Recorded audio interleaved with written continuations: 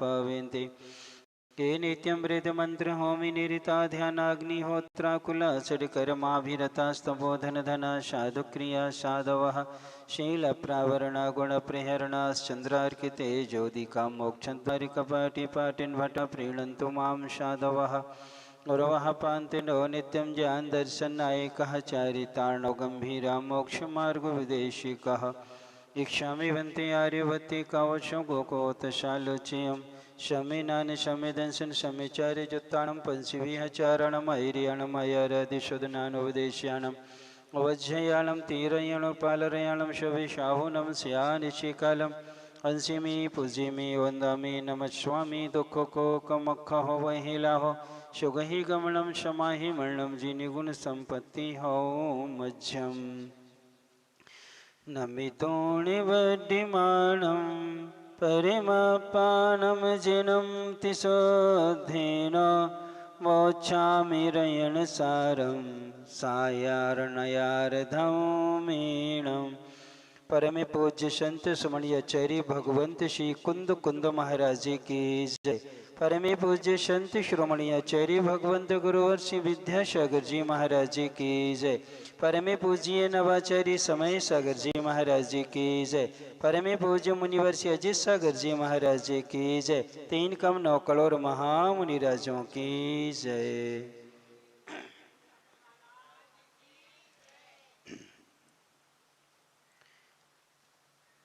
आज से अपन सब अष्टानिका पर्व की अष्टानिका से दिन मंगलवार से मंगल कार्य करते हैं अर्थात स्वाध्याय को प्रारंभ करते हैं। माध्याह्न वेला में किसी भी ग्रंथ को प्रारंभ करने के पहले आचार्य भगवंतों ने 6 अधिकारों का कथन करने का निर्देश दिया है। कोई भी ग्रंथ प्रारंभ करो तो सबसे पहले 6 अधिकार बतलाना चाहिए। सबसे पहला है मंगल, दूसरा है निमित्त, तीसरा है हेतु, चौथा है कर्ता, पांचवा है परिमाण और छठवां है उसका फल। ऐसे उनका कथन करना चाहिए। तो यहाँ सबसे पहले स्वाध्याय किसे कहते हैं? आचार्य भगवंतों ने स्वाध्याय को अलग अलग रखा हुआ है। श्रावकों के 6 आवश्यकों में स्वाध्याय को रखा है। कौन से नंबर पर है? तीसरे नंबर पर। देव पूजा, गुरु सेवा, स्वाध्याय। तीसरे नंबर पर है। मुनि महाराजों के लिए जब 12 तपों का उल्लेख किया है, अंतरंग तप और बहिरंग तप, बाही तप में नहीं लिया, अंतरंग तप में लिया। कौन से तप में लिया है? अंतरंग तप में भी उन्होंने स्वाध्याय को तीसरे नंबर पर रखा हुआ है। अब इसके बाद में तो स्वाध्याय का वहाँ अर्थ क्या है मुनि महाराजों के आवश्यक में, और श्रावक के लिए स्वाध्याय का क्या अर्थ है, दोनों की अलग अलग विवक्षा है। सु अधि अय, अच्छी तरह से आत्मा के निकट पहुँचने का नाम क्या है? स्वाध्याय है। अच्छी तरह से आत्मा के निकट बने रहना अर्थात द्रव्य गुण पर्याय का निरंतर चिंतन करते रहना, उसी में अपनी तन्मयता बनाए रखना, उसका नाम क्या है? स्वाध्याय है। अंतरंग तप है। ये कौन सा है? अंतरंग तप है। लेकिन जब अपने आवश्यकों में आता है तो अपने आवश्यकों में स्वाध्याय का अर्थ किया गया है 6 द्रव्य 7 तत्व 9 पदार्थ और सलाका पुरुषों के स्वरूप को जानना। किसको? 6 द्रव्य 7 तत्व 9 पदार्थ 5 अस्तिकाय और 63 सलाका जो पुरुष हुए हैं, उन महापुरुषों के स्वरूप को क्या करना? जानना। उसका नाम क्या कहलाता है? स्वाध्याय कहलाता है। ऐसे स्वाध्याय में सबसे पहला शब्द है मंगल। इसमें मंगल क्या है? तो मंगल की अपने यहाँ अलग अलग तरह से परिभाषाएं मिलती हैं। मगम सुखम लातीति मंगलः, यानी कि जो हमें सुख को देने वाला होता है वो कौन कहलाता है? मंगल कहलाता है। दूसरा है मम पापम गालयतीति मंगलः, जो हमारे पापों को गलाता है उसका नाम भी क्या है? मंगल है। तीसरी है मम अहंकारम्य ममत्वम गालयति इति मंगलः, जो हमारे ममत्व भाव को या ममकार को गलाता है, नाश करता है, मोह को गलाने वाला होता, वो भी कौन कहलाता है? मंगल कहलाता। तो मंगल से हमें तीनों चीजें हैं, पापों को गलाना एक हो गया, हमारे अहंकार को गलाना अलग हो गया, और सुख को देने वाला अलग हो गया। इनमें से दो निषेध परक है और ये क्या है? विधि परक परिभाषा है। ऐसा मंगल, दूसरा शब्द जोड़ा गया है आचरण। दूसरा क्या जोड़ा गया है? आचरण। आचरण शब्द जो है हमारे लिए, चरण शब्द जो है चारित्र का प्रतीक है, आंग उपसर्ग जोड़ा गया है। मर्यादा या अभिविधि अर्थ में अपनी अशुभ प्रवृत्ति से हटके शुभ प्रवृत्ति में लगना, सो क्या है? आचरण है। मन वचन काय की अशुभ प्रवृत्ति से बच करके मन वचन काय को शुभ प्रवृत्ति में लगाना, सो क्या कहलाता है? आचरण है। अब वो आचरण कैसा होना चाहिए? मंगल होना चाहिए, क्योंकि दोनों शब्द मिलके बना हुआ है मंगलाचरण। मंगल है आचरण विद्यमान जिसके, उसका नाम क्या है? मंगलाचरण है। यानी जिस प्रवृत्ति से पापों का मोह का गालन होता है, या जो हमें सुख को लाने वाला होता है, ऐसी जो हमारी प्रवृत्ति होती है उसका नाम क्या कहलाता है? मंगलाचरण कहलाता है। इसलिए आचार्य श्री ने मूक माटी में दिया है, हमारी गति के लिए चरण है। क्या? हमारी गति के लिए चरण है, लेकिन प्रगति के लिए आचरण। किसके लिए? प्रगति के लिए क्या है? आचरण है। प्रगति का उत्कृष्ट गति को क्या करना? प्राप्त करना, जहां से दोबारा आना नहीं होता है, ऐसी प्रगति के लिए क्या है? आचरण है। तो यहाँ पर मंगलाचरण का ये अर्थ हुआ। दूसरा अर्थ होता है कि मंगलाचरण को क्यों किया जाता है ग्रंथ के प्रारंभ में, क्या आवश्यकता है? तो इसके ग्रंथ की आदि में मंगलाचरण करने के तीन उद्देश्य दिए हैं। सबसे पहला है नास्तिकता का परिहार। किसका? नास्तिकता का परिहार। दूसरा दिया हुआ है ग्रंथ की निर्विघ्न समाप्ति। ग्रंथ की निर्विघ्न क्या हो? समाप्ति हो। तीसरा दिया हुआ है अज्ञान का क्या हो? विनाश हो। अज्ञान का क्या हो? विनाश हो। इन तीन कारणों से क्या किया जाता है? मंगलाचरण किया जाता है। उपकारी के उपकारों को स्मरण करते हुए जिनेन्द्र भगवान की वाणी का कथन करना क्या कहलाता है? मंगलाचरण कहलाता है। तो प्रश्न किया गया कि ग्रंथ जब स्वयं मंगल रूप है, तो फिर मंगलाचरण करने की आवश्यकता क्या है? ग्रंथ मंगल है कि नहीं, ये बताओ, है कि नहीं? तो जब ग्रंथ को ही हम नमस्कार कर लें और मंगलाचरण ना करें, तो ग्रंथ को अपन नमस्कार कर लें, मंगलाचरण ना करें, कि वो तो मंगल रूप है, देव शास्त्र और गुरु। तो बहुत अंतर है। जब हम किसी भी ग्रंथ को मंगलाचरण के रूप में कथन करते हैं, तो उस समय पुण्य का संचय होता है। क्या होता है?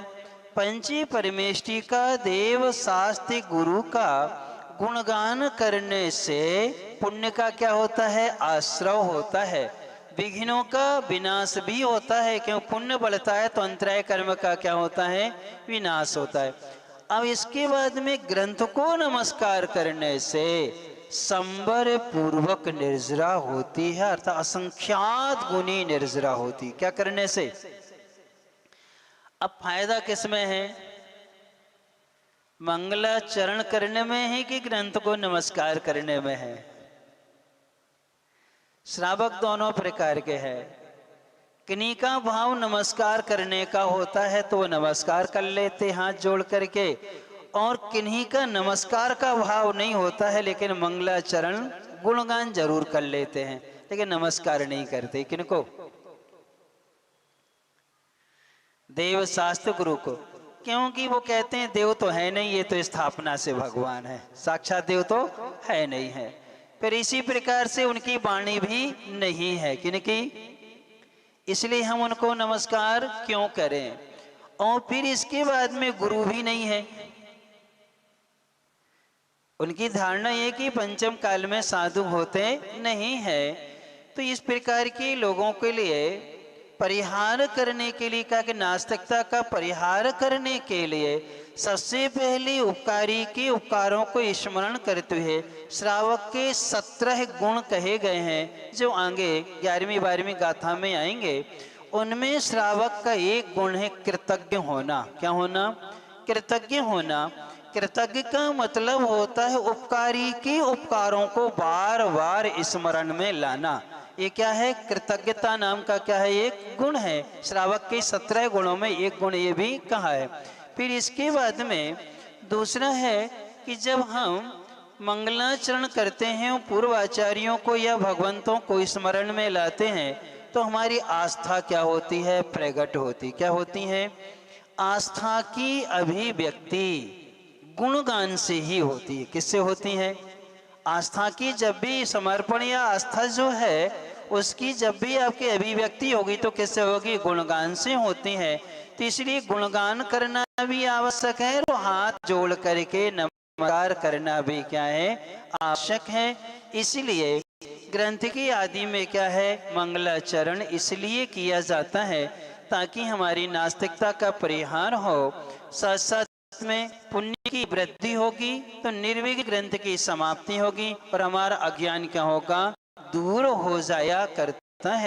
इसलिए अब क्या करते हैं? ग्रंथ के आदि में मंगलाचरण करते हैं और हाथ जोड़ करके नमस्कार करते हैं, क्योंकि उससे हमारी क्या होती है? संख्यात गुणी कर्म की क्या होती है? निर्जरा हुआ करती है। अब नमस्कार कैसे करना है तो आगे ये आचार्य महाराज मंगलाचरण दे रहे हैं। मंगल क्या है? इस ग्रंथ में मंगल जो है परमात्मा स्वरूप वर्धमान भगवान को क्या किया गया है? नमस्कार किया। किनको? परमात्मा स्वरूप तीर्थंकर वर्धमान को नमस्कार किया है। दूसरी अर्थ निकालते हैं परमात्मा वर्धमान से 24 तीर्थंकर भी अर्थ निकल जाता है। तो ऐसे परमात्मा 24 तीर्थंकरों को क्या किया गया है? नमस्कार किया गया है। इस ग्रंथ का निमित्त क्या है? तो निमित्त बना है एक भव्य श्रावक जो अपने अज्ञान को दूर करने की भावना है कि हे भगवान मैं अपना आत्म कल्याण कैसे करूं। ऐसा एक भव्य श्रावक क्या बना है? निमित्त है। इसका हेतु है अज्ञान की निवृत्ति हो और ज्ञान का फल हमारे लिए त्याग के रूप में मिले। किसके रूप में मिले? नानस्य फलम उपखांगे गाथा आएगी। ज्ञान का फल है उपेक्षा, अर्थात त्याग में क्या करना? प्रवृत्ति करना। ये क्या है? उसका हेतु हो गया। मंगल हो गया, निमित्त हेतु हो गया। कर्ता कौन है? मूल रूप से कर्ता तो देखा जाता है अनंत भगवान, उत्तर कर्ता गणधर भगवान है। और ऐसे क्रम से चलते चलते इस ग्रंथ के रचयिता हैं आचार्य कुंद भगवान, जिन्होंने आध्यात्मिक ग्रंथ लिखते हुए भी श्रावकों के लिए, मुनि राजों के लिए भी इस ग्रंथ में क्या किया है? अच्छा विवेचन किया हुआ है।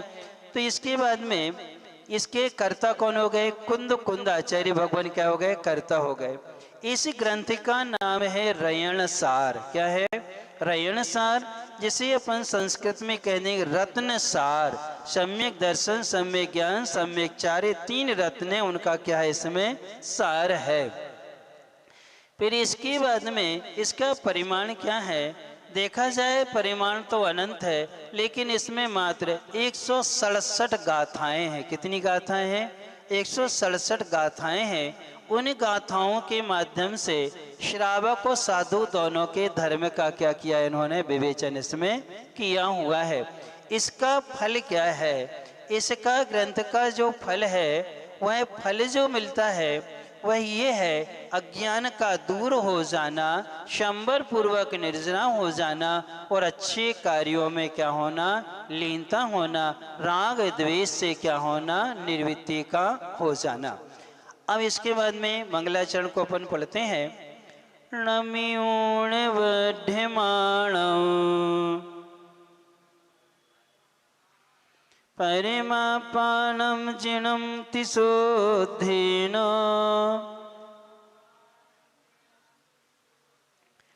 ओच्छामि रयणसारम्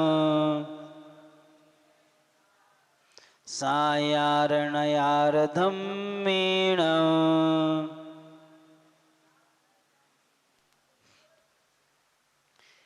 यहाँ दे रहे हैं परमपानम, परमात्मा। परमपानम यानी परमात्मा। बद्धमानम यानी वर्धमान। जिलम यानी जिनको। ती शुद्धेन तीनों शुद्धि पूर्वक, मन की शुद्धि, वचन की शुद्धि और काय की शुद्धि पूर्वक नमी दूण नमस्कार करके सायार नयार धम्मीणम। सायार यानी सागार यानी ग्रस्त, अनगार यानी साधु, दोनों धर्म वालों का क्या करेंगे यहाँ पर व्याख्यान करने वाला रयण सारम, रयण सार नाम के ग्रंथ को बोधामि कहता हूँ। मैं परमात्मा वर्धमान जिनको मन वचन काय की तीनों शुद्धि पूर्वक नमस्कार करके गृहस्थ और गृह त्यागी दोनों के लिए यानी गृहस्थ साधु धर्म का व्याख्यान करने वाले रयण सार की क्या करता हूँ, रचना करता हूँ, कथन करता हूँ। ये मंगलाचरण में उन्होंने क्या की है, प्रतिज्ञा की है। अब सबसे पहले अपन जाने परमात्मा किसे कहते हैं। परमात्मा किसे कहते हैं। छह ढाला में जीव के तीन भेद किए हैं, बहिरात्मा, अंतरात्मा और परमात्मा। कितने भेद हो गए, तीन भेद हैं। अब इन तीन भेदों में से पहला भेद है कौन सा, बहिरात्मा। बहिरात्मा के तीन अर्थ आगम में अलग अलग मिलते हैं। सबसे पहला है जिसको देवी शास्त्र गुरु पर श्रद्धा नहीं है, वो कौन है, बहिर आत्मा। यानी जिसको अपनी संस्कृति, अपना धर्म, अपने जो आराध्य हैं उन पर श्रद्धा नहीं है, उसकी आत्मा बाहर कुदेव कुगुरु या अनायतन आदि में प्रवृत्ति कर रही, तो कौन सी आत्मा है, वो बहिरात्मा है। दूसरा दिया गया है कि जिसकी आत्मा शरीर आदि में लगी हुई है, वो भी कौन है, देह जीव को एक गिने।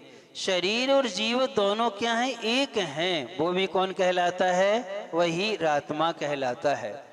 अब इसके बाद में तीसरा अर्थ भी किया गया है कि जिसकी आत्मा आत्म स्वभाव में न रह करके निरंतर विभाव में बनी रहती है, वो भी कौन है, वही आत्मा है। स्वभाव में न रह के कहाँ रहना, विभाव में भी बने रहना। फिर इसके बाद में व्याकरण सिद्ध भी एक अर्थ किया है जो बहुत चौंकाने वाला अर्थ है। त्रिलोकात बहिरात्मा यस्य सह बहिरात्मा। तीनों लोकों से या तीनों प्रकार के कर्मों से रहित है, बाहर हो गई है जिनकी आत्मा, वो कौन है, बहिरात्मा। सिद्ध भगवान को भी कहा है, किनको, सिद्ध भगवान को भी कहा कि तीनों कर्मों से क्या हो गई है, आत्मा उनकी बाहर हो गई है, बंधन से मुक्त हो गई है। जिनकी कौन, आत्मा। किससे मुक्त हो गई है, बंधन से बाहर गई। व्याकरण से क्या है, अर्थ निकाल लिया जाता है। तो यहाँ पर परमात्मा और अंतरात्मा, बहिरात्मा।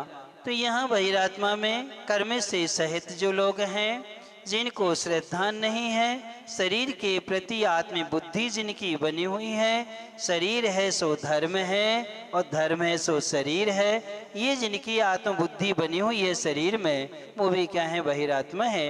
अंतरात्मा जिनको भेद विज्ञान हो गया है, अर्थात जिन्होंने सम्यक दर्शन को प्राप्त कर लिया है, वो जघन अंतरात्मा है। अणुव्रतों को और महाव्रतों को धारण जिन्होंने कर लिया है, वो कौन है, मध्यम अंतरात्मा है। और जो महाव्रतों को धारण करके निरंतर प्रमत्त अप्रमत्त अवस्था में रहने वाले हैं, उत्तम अंतरात्मा है। कौन है वो, उत्तम अंतरात्मा है। और जिन्होंने मोहिनी कर्म का क्षय कर दिया है, साथ साथ में ज्ञानावरण दर्शनावरण अंतराय कर्म का क्षय भी होगा। वो कौन है? परमात्मा है। ऐसे परमात्मा के दो भेद हैं, सकल परमात्मा और निकल परमात्मा। अरहंत परमेष्टि को सकल परमात्मा और सिद्ध परमेष्टि को निकल परमात्मा। तो यहाँ परमात्मा का विशेषण बनाया गया है। हम कौन सी परमात्मा को नमस्कार कर रहे हैं? तो यहाँ बड्डमानम परमात्मा। कौन सी परमात्मा को? वर्धमान जिन। कौन से? वर्धमान जिन। वर्धमान का क्या अर्थ होता है? भगवान महावीर। उस बच्चे से कह दो वो बैठे ना, सीधा बैठे। देखो बेंचों पे चल रहा है, सुबह उसी पे फिर शास्त्र रखते हैं और पूजन आदि। तो सबसे पहले अपने लिए जानना है कि वर्धमान किसे कहते हैं। वर्धमान भगवान महावीर स्वामी के 5 नाम हैं। कितने नाम हैं? 5 नाम हैं। उनमें एक नाम वर्धमान भी है। ये वर्धमान नाम कब का है? पहला नाम कौन सा भगवान महावीर स्वामी का? जन्मे का नाम एक ही है। कौन सा? वर्धमान। पहला नाम कौन सा उनका? वर्धमान है। फिर वीर, अति वीर, महावीर और सन्मति, ये सब नैमित्तिक घटनाओं से उनके नाम क्या हैं? रखे गए हैं। किनकी? नैमित्तिक जो घटनाएं घटी हैं उन घटनाओं के माध्यम से उनके नाम क्या हैं? ये अनन्य मुनि राजों ने क्या है? रखे हैं। लेकिन इंद्र के द्वारा प्रदत्त नाम कौन सा है? जन्मे का नाम उनका वर्धमान स्वामी है। अर्थात चंद्रमा की कलाओं के समान जिनका दर्शन ज्ञान आदि निरंतर वृद्धि को प्राप्त होता रहता है, वो कौन है? वर्धमान है। ऐसे वर्धमान जिन किसे कहते हैं? जिनकी 3 परिभाषाएं हैं। कर्म रूपी शत्रुओं को जिन्होंने जीत लिया है वो जिन है, या जिन्होंने कसाईयों को जीत लिया है वो जिन है, इंद्रिय विषयों को जिन्होंने जीत लिया है वो कौन है? जिन है। ऐसे वर्धमान जिन, वो कौन है? परमात्मा है। वो कौन है? परमात्मा है। परमात्मा से यहाँ लेना है अरहंत अवस्था में, केवल ज्ञान की अवस्था में तीर्थंकर वर्धमान स्वामी को क्या करके? नमस्कार करके। कैसे नमस्कार करना है? मन से, वचन से कि काया से? अब शुभ मन से, शुभ वचन से, शुभ काया से, कि शुद्ध मन से, शुद्ध वचन से, शुद्ध काया से? आप लोग कैसे करते नमस्कार? कैसे करते हैं? अब सबसे पहले ये जानना है शुभ क्या है, अशुभ क्या है, फिर शुद्ध क्या है और अशुद्ध क्या है। शुभ मन के विषय में सर्वार सिद्धि में काय वांग मनः कर्मयोगः सह अश्रवा शुभा पुण्य से अशुभा पापस्य, इस सूत्र की जब व्याख्या की है अशुभ मन क्या है, अशुभ मन के विषय में लिखा है कि ईर्षा के भाव होना। किसके भाव होना? ईर्षा के भाव होना, तप में रुचि का नहीं होना। किसमें? तप में रुचि नहीं होना, और श्रेष्ठ जनों की, सज्जनों की विनय का भाव नहीं आना। सो कौन सा मन है? अशुभ मन है। कौन सा है? अशुभ मन है। अशुभ वचन क्या है? कर्कश, कठोर, असभ्य वचनों का प्रयोग करना सो क्या है? अशुभ वचन है। हिंसा, चोरी, कुशील में प्रवृत्ति करना सो अशुभ काय है। यानी जिसके माध्यम से त्रस्त स्थावर जीवों का क्या होता है? विघात होता है, उसका नाम क्या? अशुभ काय है। शुभ मन क्या है? शुभ मन के उन्होंने 3 दिए हैं। अरहंत के प्रति भक्ति, अरहंतों में भक्ति, श्रुति की विनय और तप में रुचि। सो कौन सा है? ये शुभ मन है। कौन सा मन है? शुभ मन है। अरहंतों में क्या हो? हमारी भक्ति हो, अरहंतों में भक्ति हो, और श्रुति की क्या हो? विनय हो, और श्रुति की विनय के साथ साथ में तीसरा क्या? तप में क्या हो? रुचि हो। तप में रुचि का मतलब क्या है? इच्छा निरोधा तपः। इच्छाओं का क्या करना? रोक लेने का नाम तप है। चारों प्रकार के आहार का त्याग करना उपचार से तप है, लेकिन मुख्य तप ये है कि इच्छाओं का क्या कर लेना? रोक लेना। सबसे बड़ा कि इच्छा निरोधा तपः। इन इच्छाओं का नियंत्रण कर लेना क्या है? मुख्य तप है। उस तप के लिए उपवास, अनशन आदि, रस परित्याग आदि करने सब क्या बनते हैं? साधन बनते हैं। सब क्या बनते हैं? साधन बनते हैं। इसीलिए ये क्या हो गया? शुभ मन हो गया। अशुद्ध मन किसे कहते हैं? ये तो शुभ मन हो गया। शुद्ध मन किसे कहते हैं? शुद्ध मन की परिभाषा दी है, पंच महाव्रतों से समन्वित मन शुद्ध मन कहलाता। किनसे? 5 महाव्रतों से, अहिंसा, सत्य, अचौर्य, ब्रह्मचर्य, अपरिग्रह, इन 5 से जिनका मन क्या है? सहित है, सो कौन सा मन है? शुद्ध मन कहलाता है। फिर इसके बाद में अब आता है शुभ वचन। क्या है? शुभ वचन का है हित मित प्रिय वचन बोलना। कैसे बोलना? हितकारी बोलना, मित थोड़े बोलना, और प्रिय वचन बोलना। ये क्या कहलाता है? शुभ वचन। आगम के अनुकूल बोलना। किसके अनुकूल बोलना? आगम के अनुकूल बोलना। पक्षपात से रहित हो करके बोलना, सो क्या कहलाता? ये शुभ वचन कहलाता है। फिर इसके बाद में जब शुद्ध वचन क्या है? सत्य, महाव्रत और भाषा समिति आदि से युक्त जो वचन होते हैं वो कौन कहलाते हैं? सत्य शुद्ध वचन है। अब इसके बाद में शुभ काय क्या है? अशुभ तो आपको बतला दी। शुभ काय क्या है? अहिंसा, अचौर्य, ब्रह्मचर्य, इन 3 का पालन करना सो शुभ काय है। कौन सी काय है? शुभ काय है। रत्नात्रय से सहित होना सो शुद्ध काय है। किससे सहित होना? सम्यक दर्शन, सम्यक ज्ञान, सम्यक चारित्र, 5 महाव्रत सामयिक चारित्र से सहित होना सो क्या है? शुद्ध काय है। क्योंकि श्रावकाचार्य में कहा है कि स्वभाव तो असुचौ काये रत्नात्रय पवित्रते। स्वभाव से शरीर अशुद्ध है, अपवित्र है, इन रत्नात्रय से क्या होता? वो शुद्ध होता है। तो शुद्ध काय कौन सी है? रत्नात्रय।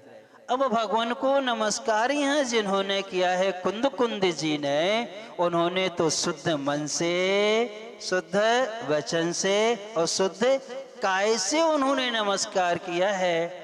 अपनों ने काय से करें? अब शुद्ध तो है नहीं है, हम भी नहीं है। शुद्ध तो सिर्फ कौन है?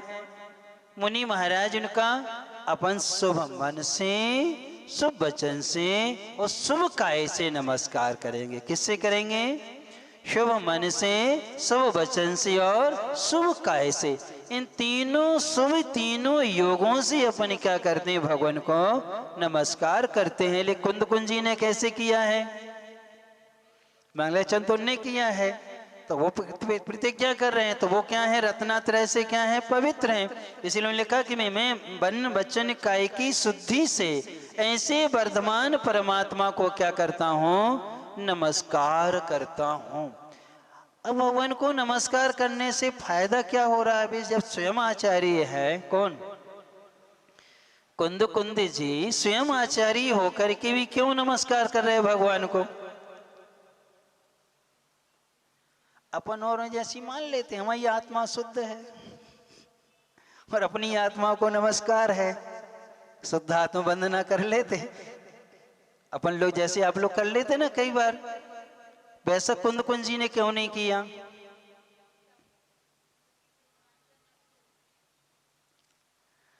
अब तो आपको उन्होंने रत्नात्रय के मार्ग को प्राप्त कर लिया है। संभर पूर्वक निजरा के मार्ग को उन्हें क्या कर लिया है? प्राप्त कर लिया है। लेकिन एक कृतज्ञ नाम का गुण है। कौन सा गुण है? कृतज्ञ नाम का गुण है। वो जिन्होंने अपनी आत्मा को शुद्ध कर लिया है उनको आदर्श बनाया है। जिन्होंने अपनी आत्मा को क्या किया है, शुद्ध बनाया है, उनको आदर्श बना करके वो सर्वप्रथम किनको नमस्कार कर रहे हैं? परमात्मा वर्धमान जिनको अथवा 24 तीर्थंकरों को क्या कर रहे हैं? वो नमस्कार कर रहे। क्यों? वो उनका लक्ष्य है। उनको क्या करना है? पाना है। किनको पाना है? उसे परमात्मा शब्द को यानी उस परमात्मा पद को क्या करना है? पाना है। और जिनको पाना होता है, जिसको जो चीज चाहिए होती है, उसी का क्या करता है? गुणगान करता है। क्यों? यो यद गुणार्थी तद गुणवंतः बंधमानः दृष्टा। जो जिन गुणों को चाहता है वह उन गुणवानों की वंदना करता हुआ देखा जाता है। तो क्या चाहिए उनको? उनको क्या चाहिए? उनको बनना है परमात्मा। किनको? कुंद जी को क्या बनना है? परमात्मा बनना है। इसलिए वो सर्वप्रथम किनको नमस्कार कर रहे हैं? परमात्मा। क्यों? उन जैसे स्वरूप को हमें क्या करना है? प्राप्त करना है। जैसे उदाहरण के लिए आप लोगों के शहर से, आपके गांव से कोई व्यक्ति दूसरा आ जाए, गांव का है लेकिन आपके परिवार का तो नहीं है। जब वो यहाँ आता है तो आप उसका क्या करते हो? आदर सत्कार करते कि नहीं करते? दरवाजे बंद करते कि नहीं करते? बताओ। हाथ जोड़ लोगे, जय जिनेंद्र आदि करोगे, सुख समाचार पूछोगे, बैठा लोगे और यहाँ तक कि घर ले जाओगे। क्यों? क्या जरूरत है? क्या जरूरत है? मात इतनी सी जरूरत है कि वो तुम्हारे गांव का है तो तुम्हारे परिवार जनों से क्या है? परिचित है। और तुम्हें उन परिवार जनों का समाचार क्या है? चाहिए। क्या चाहिए? वो व्यक्ति उनसे क्या है? परिचित है। और परिचित होने से तुम्हें उनका क्या चाहिए? सुख समाचार चाहिए। इसलिए आप क्या कर रहे हो? उसका आदर सत्कार कर रहे। क्यों? वो उनके विषय में जो कुछ है सब कुछ आपको क्या करेगा? बता देगा। इसलिए हम उनका क्या करते हैं? आदर सत्कार करते हैं कि नहीं करते? किसी और भी उद्देश्य था क्या?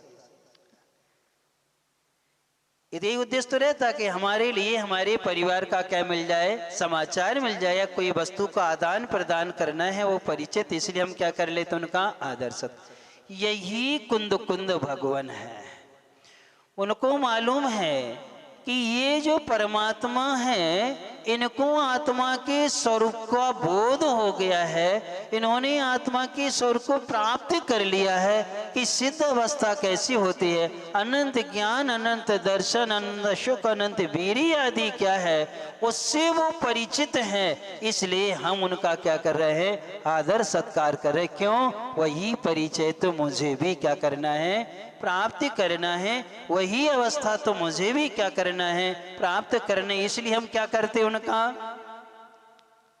आदर सत्कार, भक्ति गुणगान करते हैं। कई लोगों की धारणा है, हमसे भी कहते हैं, महाराज पूजा विधान में का धरो, तुम तो कछु पढ़ा दो, समय सार पढ़ा दो, पंचस्तिका आदि पढ़ा दो, महाराज कोई आत्मा की वस्तु पढ़ा दो, पूजन पाठ में का धरो। अब इसका समाधान क्या दे? यदि ये इष्ट होता तो कुंद भगवान कभी भी वर्धमान परमात्मा को नमस्कार करते क्या? जब इतने बड़े आचार्य किनको नमस्कार कर रहे हैं? वर्धमान जिनको वो नमस्कार करके और रत्नात्रय से सहित होकर के उनको नमस्कार करके आगे स्वाध्याय में क्या कर रहे हैं? वो प्रवृत्ति कर रहे हैं। इसलिए नास्तिकता का परिहार हो और लक्ष्य की प्राप्ति हो। किसकी प्राप्ति हो? लक्ष्य की प्राप्ति हो। आचार्य महाराज ने बहुत अच्छी बात लिखी है, लक्ष्य को पाए बिना पथिक पथ में विश्राम कैसा। किसको? लक्ष्य को पाए बिना पथिक पथ में विश्राम कैसा। यानी रत्नात्रय को हमें पाना है या हमें अनंत चतुष्टयों को पाना है, तो अनंत चतुष्टयों को पाने के लिए मोक्ष मार्ग में रुकना नहीं है, निरंतर क्या करना है, उसमें बने रहना है। इसलिए अपन सबका भी मन शुभ मन बना रहे, शुभ वचन बनी रहे, शुभ काय बनी रहे। क्योंकि अशुभ मन वचन कैसे, अशुभ कर्मी का आश्रय होगा, अशुभ कर्म का बंध होगा, तो उसका फल भी हमें क्या है, अशुभ ही मिलेगा। यदि हमारा शुभ मन वचन का है, शुभ कर्मी का आश्रय होगा, अशुभ कर्मी की क्या होगी, निर्जरा होगी। अशुभ की निर्जरा होगी, संबर भी होगा अशुभ का, और शुभ कर्म का हमारा क्या होगा, आश्रय होगा, यह बंद होगा। तो हमें आज भले हीन सहनन है, हम उत्तम सहनन भी मिल जाएगा। अभी भले हम स्त्री पर्याय में हैं, स्त्री पर्याय का नाश भी होगा, तो किससे होगा, शुभ मन वचन काय से होगा। किससे होगा, शुभ मन वचन काय से इन अशुभ पर्यायों का, अशुभ कर्म का हम क्या करेंगे, संबर पूर्वक निर्जरा करेंगे। उत्तम सहनन, उत्तम वेद को हम क्या करेंगे, उत्तम काल में प्राप्त करके हम क्या कर ले सकते हैं, मोक्ष को भी प्राप्त कर सकते हैं। इसलिए लक्ष्य है, इसलिए यहाँ पर वर्धमान जिनको मन वचन काय की शुद्धि पूर्वक क्या है, नमस्कार किया गया है। इसी में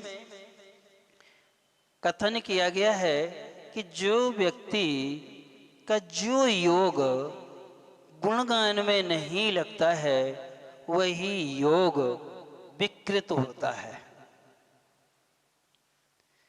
यदि आपने अच्छे शुभ मन से भगवान को नमस्कार नहीं किया, तो आपको मन कैसा मिलेगा, वर्तमान में विकृत हो सकता है और भविष्य में मन ना मिले, असंगी पंचेंद्रिय भी हो सकते हैं, अथवा अगले भाव में मन मिलेगा तो हमारे लिए विक्षिप्त मन मिलेगा। कैसा मिलेगा, विक्षिप्त मन मिलेगा, कमजोर मन मिलेगा, हमें सबल सजग मन मिलेगा नहीं।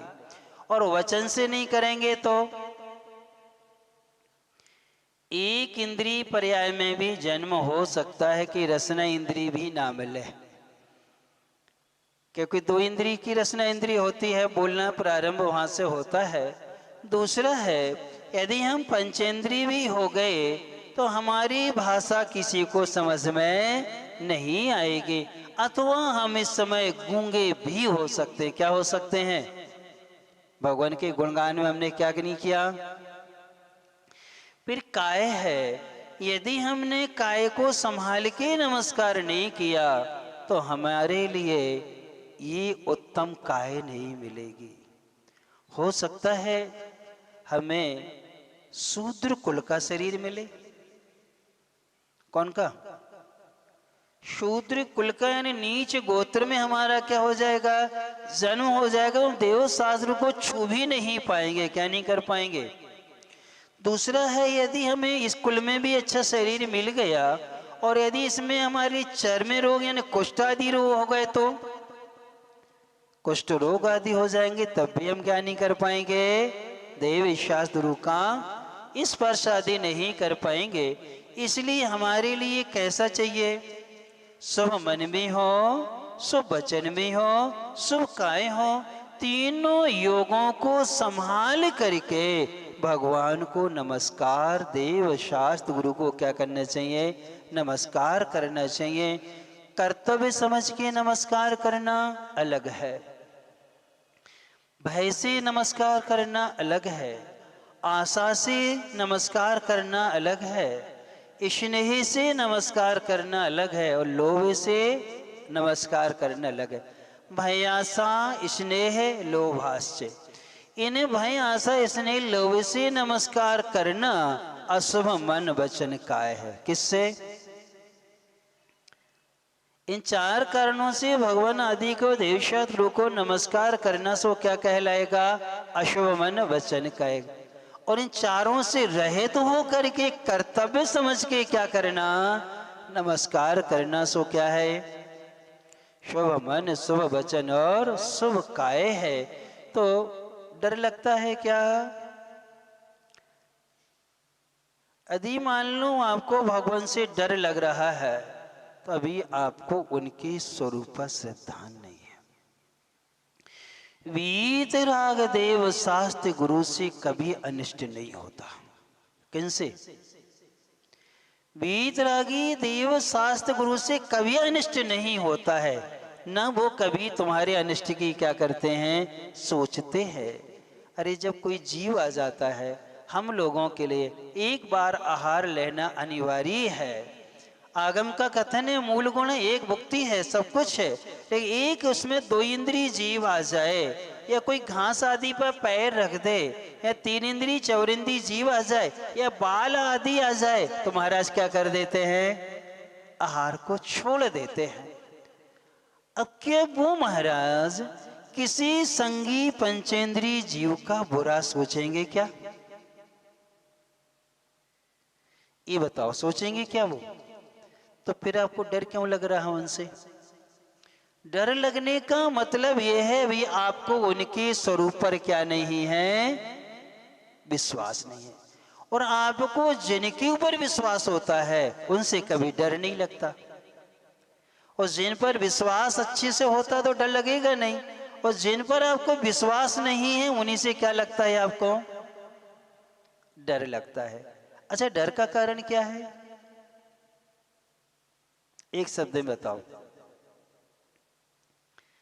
भय का कारण क्या है?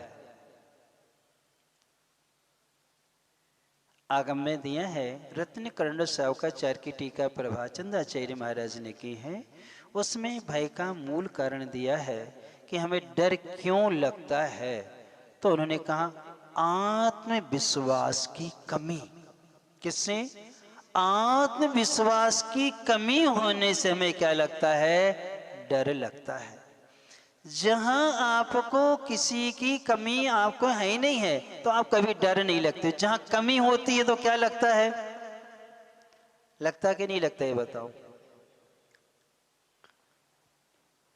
एक बार मतलब ये जब हम पढ़ते थे 11th की बात है, पेपर देने गए तो केमिस्ट्री का पेपर था, थोड़ा सा कठिन लग रहा था तो हम नकल ले गए थे।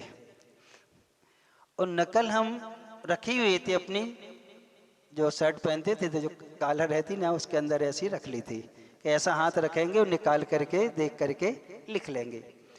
कुछ नहीं, थोड़ी देर बाद अच्छे से पेपर कर लिया। 10 नंबर का तो बन गया था, अब 34 नंबर का था, वो तीसरा पेपर था। तो हम लोग कि चलो देख ले भैया थोड़ा बहुत। अब उसके बाद में शरीर में पसीना आने लगा।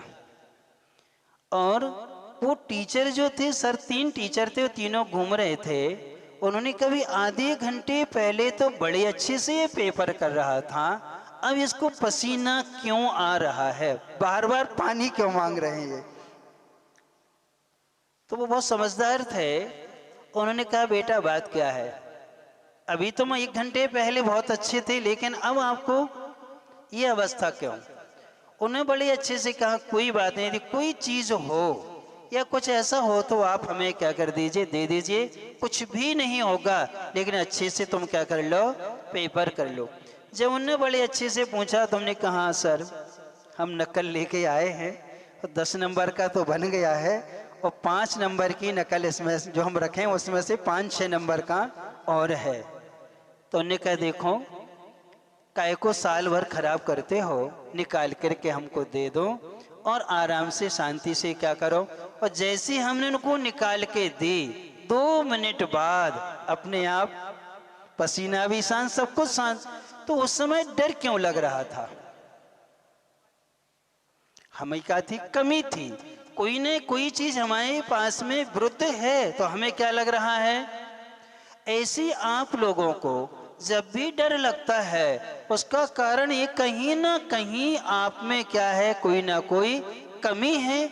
आपको अपने आप पर, अपने किए पर आपको विश्वास नहीं है, इसलिए आप क्या कर रहे हैं, डर रहे हैं। जब आपको पूर्ण विश्वास होता है, फुल कॉन्फिडेंस होता है तो आपको क्या नहीं लगता, डर नहीं लगता है। इसीलिए अपन को अरहंत भगवान के स्वरूप पर श्रद्धान होना चाहिए। वीतरागी देव शास्त्र गुरु पर श्रद्धान होना चाहिए। इनसे कभी भी हमारा अनिष्ट नहीं होगा। किनसे? जब भी अनिष्ट होगा हमारे अपने परिणामों से होगा। किससे होगा? आपके अपने परिणामों से आपका अनिष्ट होगा। हमारे करने से कभी अनिष्ट होता नहीं है, क्योंकि जब भी किसी व्यक्ति का अहित होगा उसके अपने परिणामों से होगा। किससे होगा? जब हम अपने परिणाम ही नहीं बिगाड़ेंगे तो कर बंधेगा क्या? ना जब हमारे परिणाम निरंतर शुभ के बने रहेंगे या हमारा शुद्ध मन वचन काय बना रहेगा, तब तक हम जब तक प्रभावित नहीं है पर पदार्थों से, तब तक हमें कर्म बंध नहीं होगा। और जैसे ही हम पर से प्रभावित होंगे तो कर्म किसे बंधेगा? बांधा किसने? परिणाम किसने खराब किए? आपने किए। तो बंध भी किसको होगा? फल भी किसे मिलेगा? नहीं, फल हमें मिलेगा क्या? इसलिए सूत्र दिया था आचार्य महाराज ने, कर्म तुम किसी की निमित्त बांधो, फल स्वयं को भोगना पड़ेगा। हम किसी की निमित्त बांधें, फल किसको भोगना है? वो तुम्हारे कोई भी काम में नहीं आएगा, चाहे शुभ हो चाहे अशुभ हो। इसलिए आचार्य महाराज ने हाइकु लिखी है, तुमसे मेरे कर्म कटे। क्या? तुमसे मेरे कर्म कटे, तुम्हें मुझसे क्या मिला? तुम्हें मुझसे क्या मिला? अरहंत भगवान से प्रार्थना करेंगे, हे भगवान आपसे तो मेरे कर्म क्या हैं? कट रहे हैं, लेकिन मुझसे आपको क्या मिला? भगवान कुछ मिलता है क्या? ये वीतरागता को आचार्य महाराज ने प्रकट किया। किसको? वीतरागता को। ये भगवान आपकी वीतरागता की विशेषता ये है, आपके निमित्त से हमारे कर्म तो कट जाते हैं, लेकिन आपको हमसे कुछ मिलता नहीं। इसलिए आप क्या हैं? वीतरागी हैं। राग और द्वेष आपका क्या है? नष्ट हो चुका है। इसलिए अपन सबको भी ऐसी शुद्धि पूर्वक नमस्कार करके सागर यानी गृहस्थ, जो क्या है 5 पापों से व्रक्त नहीं है, वो कहलाते हैं गृहस्थ। और जो 5 पापों का त्याग कर दिया है वो कौन कहलाते हैं? अनगार। वो कौन कहलाते हैं? अनगार या साधु कहते हैं। इन दोनों का धर्म अलग है। गृहस्थ का धर्म प्रवृत्ति रूप होता है और गृह त्यागी का धर्म निर्वृत्ति रूप होता है। कैसा होता है? एक का प्रवृत्ति रूप और एक का क्या है? निर्वृत्ति रूप है।